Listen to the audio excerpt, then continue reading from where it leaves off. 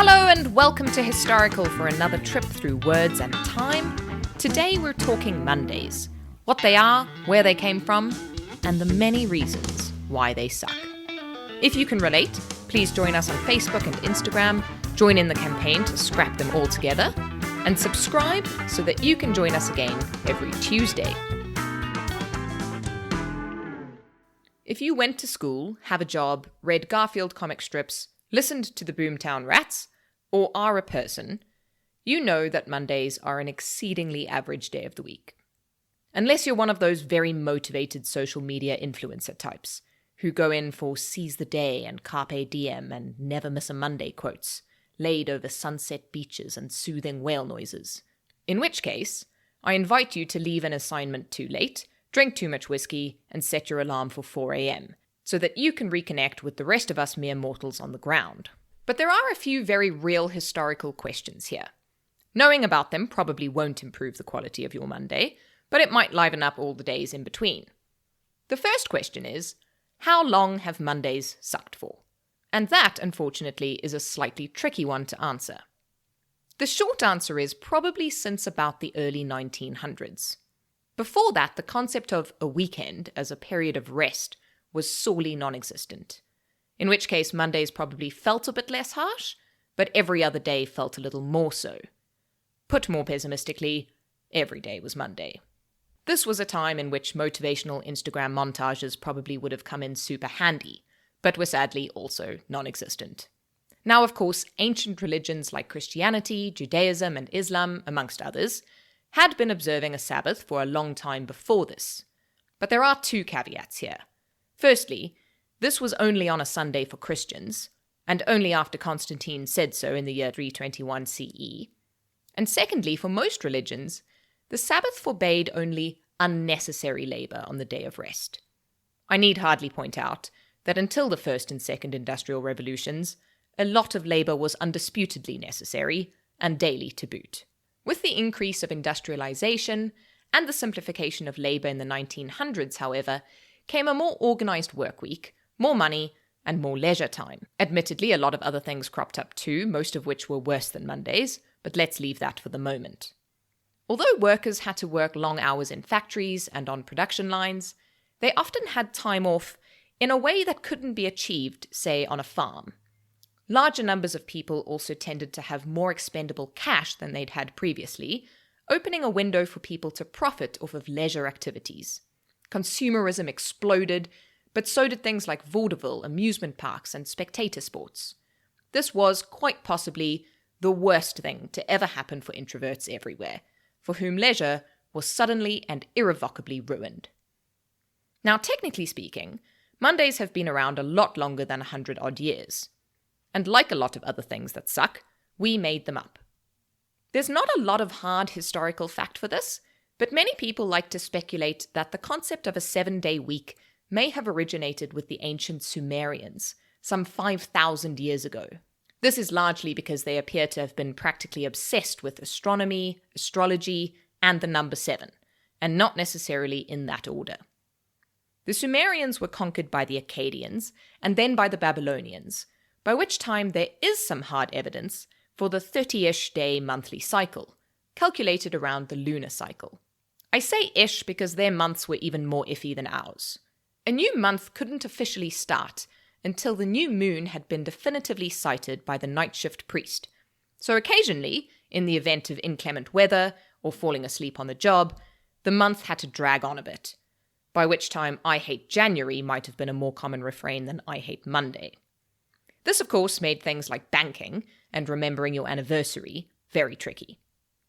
Fortunately, they had a whole other civic calendar for these petty details, which didn't actually make things easier, because A, you had to remember 2 calendars, and B, it was made up of 12 months of 30 days, which didn't quite add up to 365 days, so occasionally they'd throw an extra month in just to spice things up and balance it out. But even with this, there's very little concrete evidence to suggest that ancient Babylonia was where the 7-day week really kicked off. Other scholars have argued that it was an invention of ancient Judaism, borrowing the rough number of days in a month from the ancient Babylonians, and then organizing them all around the Sabbath. There were a few other rivals to the 7-day work week knocking around the ancient world. The Egyptians were quite keen on 10, and the Etruscans had 8. Personally, I'm willing to bet that post-industrial revolution, these extra days would almost certainly not have fallen on the weekend side of the clock, in which case the song might have gone, "I really, really hate Mondays."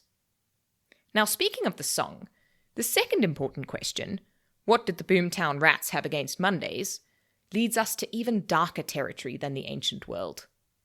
The song, which reached number 1 in the UK for 4 weeks in 1979 and is ranked as the 6th biggest hit there for that year, was based on the tragic Cleveland Elementary School shooting in San Diego that same year.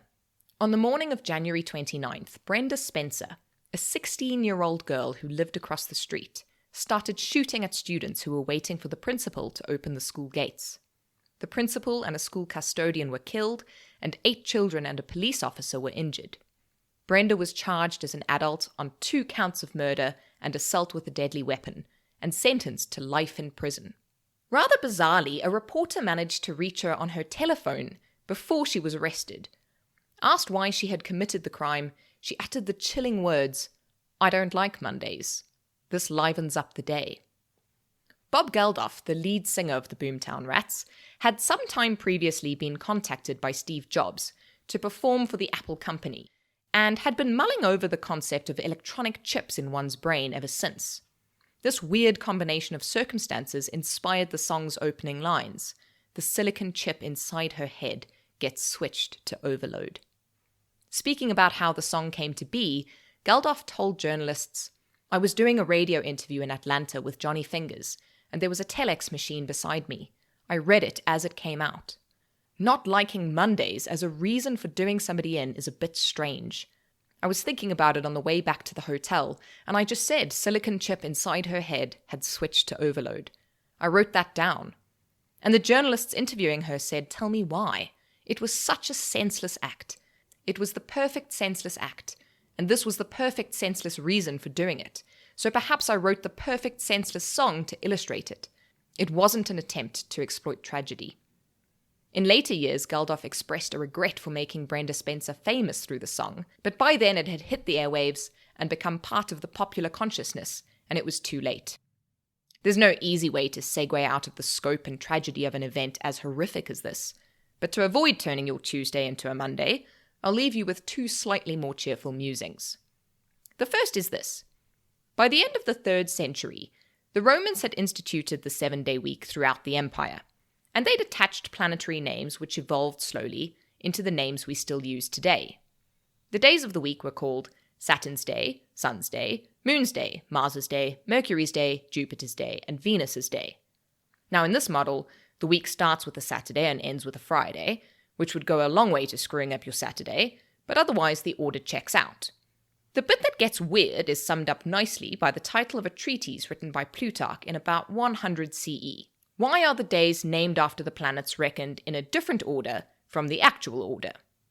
As Greg Jenner puts it in his wonderful book, Ask a Historian, this sounds to me less like a philosophical essay and more like a drunken 3 a.m. Google query. And he's not wrong. To backtrack slightly, there was a lot of debate amongst early astronomers as to the order the planets actually appeared in. Given that they thought the moon was one of them in the first place, this is unsurprising. But they mostly concurred that the order went Saturn, Jupiter, Mars, the Sun, Venus, Mercury, the Moon. They called this the Chaldean order, and it was, they thought, the sequence of slowest to fastest moving planets. In which case, the week should have gone Saturday, Thursday, Tuesday, Sunday, Friday, Wednesday, and finished up on Monday. In which case, we'd hate Saturday, Thursday, or Tuesday, depending on which weekly layout you choose for your calendar, but certainly not Monday. Plutarch's treatise was lost, but we think we know the answer to the original question. By the time the Romans started sticking their noses in and naming things, they had attached a god to each planet. They wanted to give each god/planet a turn to be honored, so the 7-day week worked out quite well for them. Less well in hindsight, obviously, but never mind that. But they also felt that the first hour of each day, 12 a.m. to 1 a.m., was the most important hour of the day, and that this hour was ruled over by a particular planet. And the planet in question was 3 planets down on the Chaldean order from the day before. So if the sun ruled over yesterday, today would be the moon, then Mars, then Mercury, and so on, which gives us the sequence we go in today. Personally, I strongly disagree as to the importance of the first hour of the day and can usually be found in bed ignoring it. And the second question I leave you with, which Greg Jenner also raises, is this. Why on earth would Garfield hate Mondays? He's a cat. Thank you for joining this episode of Historical. If you enjoyed yourself, please head over to your streaming platform of choice, subscribe so that you never miss another episode, and leave us a rating and review so that we can continue to tell cool stories. You can also come and find us on Instagram and Twitter at historical_podcast and join the Facebook group, which is an excellent place to tell us which words you'd like to hear next. Join us again for more words that shape the world every Tuesday.